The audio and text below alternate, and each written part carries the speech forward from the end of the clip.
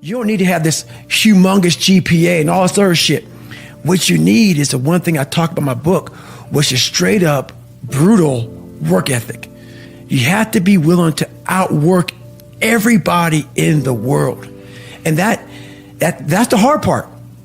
That's the hard part. This isn't like some 5-step process where if you do these 5 steps, you're going to end up with this magical world. Nah. I'm basically teaching you how to callous over your victim's mentality. I'm teaching you how to, like I did 67,000 pull-ups in training for the pull-up record. I was seriously callousing my hands to protect them. What I'm trying to do with people is teach them how to find more of themselves to where they empower themselves. I'm all about the underdog. The most important conversation is the one you have with yourself. You wake up with it, you walk around with it, you go to bed with it. Eventually, you act on it. Sometimes you act on it good, sometimes bad. You got to change the internal dialogue. That person in your head that's talking that shit to you, until you change the internal dialogue in your head, until you callous over the victim's mentality that the world is out to get you because of you are the only, you got to change that shit, man. Yeah, but you don't understand my life, David. Yeah. I do. So that's the thing about it. And that's why I can talk about it. But yeah, I get what you're saying. A lot of folks don't I get that mentality. I once had that mentality that no one understands what the I'm going through. And if you keep that mentality, you're going to stay in the same exact spot that you're in, that no one understands me. There's millions of people. Why do you think a book that I self-published, is doing so well with a story that's so f***ed up? People are like, I'll never forget when I went to a publishing house, like, who's going to resonate with this story? No one's going to buy this book. I'm like, are you not in the world? Are you not in society? You're never alone. Everybody's going through shit. So when people get this mentality of like, you don't understand me, you can throw a rock to someone that can understand you if they're willing to break themselves down and stop hiding. A lot of people understand you, but you got to stop hiding. And that's why I tell people, a lot of people are going through shit. They just hide better than you did. That's all they did. They're just hiding better. We live in a world now that's so kind. We find the kind way around everything. Like, if you don't look good, I have to find a kind way of saying, I don't like your shirt. Right. That's not the approach. If that's the approach you're looking for, that book is not for you. Can't Hurt Me is not for you. The approach you have to take, at least I took, you take whatever approach you want. The conversation had to be a real, honest conversation in the accountability mirror of, guess what? I was fat. Don't find a kind word to say that, you know what? I've gained some weight. No, you're fat. When I couldn't read, not like, hey, you have a learning disability. No, I cannot read. I have a 4th grade reading level, I'm struggling. And sometimes I call myself stupid. Not in a way to put myself down. So don't take it like, my God, those are so hurtful. Yeah, they're hurtful. It's honest. The conversation has to become an honest conversation of where you're at mentally. Where am I at mentally? I look like I feel like I'm falling behind in school. I'm lazy. My house is a mess. You have to look at what it is and call it what it is. Don't find words to make yourself feel better, because so we hang around people that make us feel better, that tell us what we want to hear, not what we need to hear. And so we stay away from those people. And we stay away from those people, like our internal dialogue becomes that kind, it's okay, it's not okay. So that's where it starts. It starts with that accountability of, it's not okay anymore. This can no longer be okay. And calling yourself out for exactly what you are and exactly how you need to fix it. As you know, I'm a serious introvert and very afraid of people. I got judged so much growing up that this is uncomfortable for me. All these podcasts, that's why I post once a week. Yeah. I don't, people are ugly, people are nasty. They make me want to choke the shit out of them. And they're just nasty people. So I stay away from them. But the one thing I realized why I wrote the book is, honestly, I have a story to tell, as we all have a story to tell. And what I realized on my journey was a lot of us don't believe that we can achieve the impossible. And along my journey, I started realizing, man, I gotta tell some people about this man. Like, I discovered something that some people have, but they don't even know. All of us have it. But along this way, I wasn't, like I said, I wasn't a theorist. I became a practitioner. And I was like, my God, I'm busting down so many barriers of, like, I have a learning disability. Okay, but I'm catching up with everybody. I figured that out. I figured out all these negative things in my life that were keeping me in this hole. I'm like, I gotta tell people, man, that, hang on a second, man. You can achieve the absolute impossible. We will never learn from people if we always tap dance around the truth. Everything I didn't want to do is what got me to where I'm at today. You are pretty good about celebrating the victories along the way and celebrating yourself. I talk about it with my fiance every single day. I talked about it with her 2 hours today. I said, we are grinding so hard that we are losing the vantage point of what we have accomplished today. We got podcast, interview, flying, do this, do that. I'm like, stop. It's just me and you and this mom and pop thing that we're doing.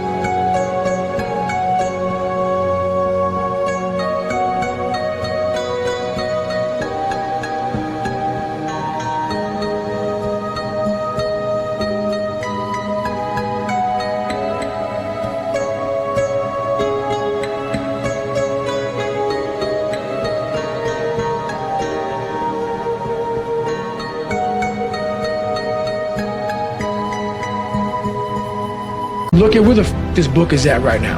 It's crazy. Look how many people we're touching. Shut up and just think for a second. Let's stop. Because all we did was talk about this and this. We got to keep. I go, no, enjoy this for a second. We have to take time and realize what we've accomplished here. That's an evolution for you, man. Huge. But that's I realized, a very different David Goggins than even from a couple of years ago. Huge.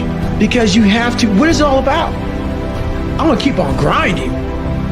That's not what I'm saying. What I'm saying, though, is you have to respect what you've done. Take a second, not live in it, not sit around and say, I'm good. Sit back and say, let me look at the vantage point now that I'm at.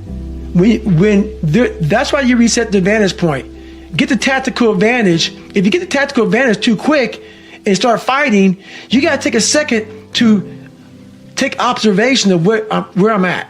What have I done? Am I in the right spot? I'm obviously in the right spot right now. Now we can go back to fighting. The world is so noisy. So my conversation now a lot of times is, my God, slow down. Mm-hmm. The world can take you here, be there, be everywhere. And I lose myself sometimes. So I catch myself in the airport. I catch myself in the plane where I'm writing stuff down. Okay, remember this, remember that. And I'll go, hey, hang on a second, Goggins. What got you here? This isn't what got you here. Slow the down. Go back to the quiet place of that dirty mirror in that $7 a month place you used to live in. That's where you grew. So that's what I'm constantly reminding myself of. Go back to your roots. Now, I'm not saying go back to hell, but I'm saying don't forget where you come from. As you start to explode out of the gate when you become someone, my conversation is, do not forget your roots. Do not forget your roots. Don't let this become so big that you lose yourself amongst the noise.